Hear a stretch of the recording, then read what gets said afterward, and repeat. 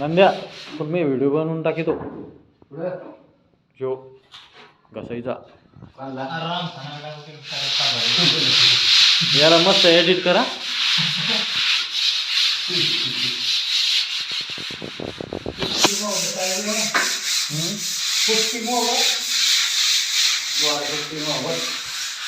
washing